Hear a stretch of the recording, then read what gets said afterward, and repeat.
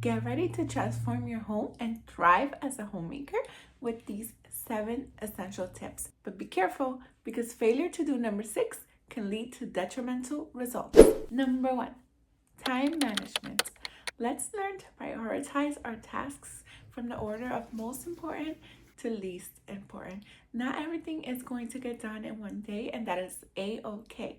But do make sure that you are setting your priorities every single day or at the very minimum once a week so that you can ensure those big ticket items are getting done in order for your home to be running smoothly as a homemaker. Everybody has their own different life, so be sure you take some time this week to allocate what those needs are and fill them out in order of priority. Next up is budgeting and financial planning. I know a lot of people can say that being a homemaker is difficult to do on one income, but my family and I are successfully doing it by God's grace. I'm not yet monetized on YouTube, so please subscribe. It's totally possible, but in order to do this, I must confess you have to learn to manage your money.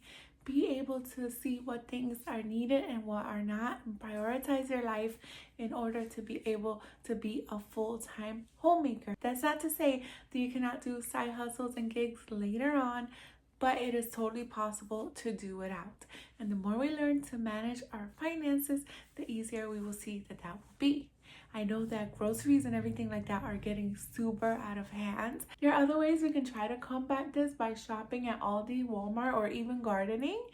But let's just do what we can with the tools that are given. We can't exactly control the price of groceries, but we can control how many subscription apps we have, for example. We can also use strategies such as meal planning to stretch out our dollars, but I do have a ton of videos on how to save money as a homemaker, so be sure to check those out to get an even clearer picture of how to do this. Next, let's develop those organization skills. Maintaining a tidy and clutter-free environment can lead to productivity and definitely less stress, which is super important when we want to create a safe haven for ourselves and our loved ones.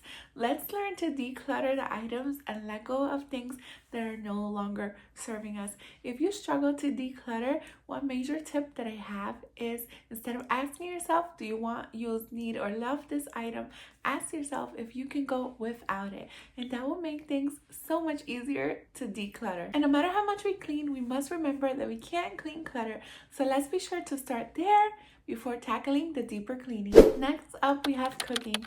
Cooking is a huge part of homemaking. It is a way for us to nourish our loved ones. Do not be afraid to experiment with new fun recipes that can quickly become family favorites. Another fun thing that you can do is set your days by fun meal themes. You can have things like Meatless Mondays, Taco Tuesday, Family Favorites Friday. This will also help when it comes to meal planning, because instead of racking our brains for every single thing that we know how to cook, we can just stick to these themes and then rotate them. But if we haven't done so already, it's not too late to develop some fundamental cooking skills. There are loads of videos on YouTube that can help us how to do just that. If you're more of a reader, be sure to check out your local library in order to learn those fundamental skills. Another thing that you can do to make this whole experience easier is plan meals ahead of time, considering dietary preferences, restrictions, as well as budget.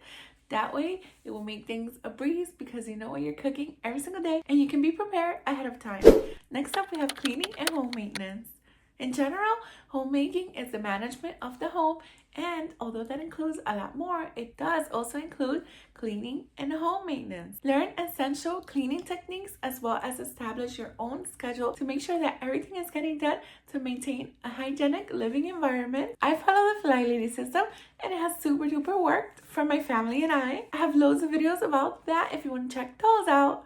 But just make sure that you are following any sort of schedule in order to make sure that these things don't slip between the cracks. Basic home maintenance items such as changing air filters and other minor repairs if our spouse is working outside the home and we don't have exactly the budget to hire these out. Learning these skills up front can help your homemaking to run smoother. You might never need it, but if you do need it, you have it. Next up, make sure that you are getting self-care and relaxation. In the beginning, this was super duper hard for me as I thought it was very selfish.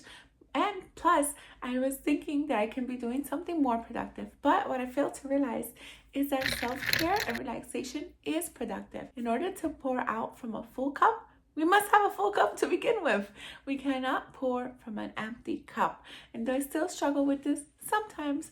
I make an effort for every single day to make sure I get some time to relax and recharge. And yes, I have 2 boys, 3 and under, so that is a very hard challenge to do, but I do make sure to get it done. I set them up by sensory bins, independent play, books, even safe outside time can definitely help you to check that self-care boxes. If your children still nap, then be sure to get some time for yourself while they are napping or before they wake up, or if you're more of a night owl, then right after they go to bed. But make sure that you are getting these times at least a few times a day. And if you don't have any children but you feel like, I don't need this time, I can be more productive, I'm telling you, not making time for self-care and relaxation can lead to serious burnout, which is something we do not want as a homemaker, because then everything starts rolling away from us and we begin to feel overwhelmed.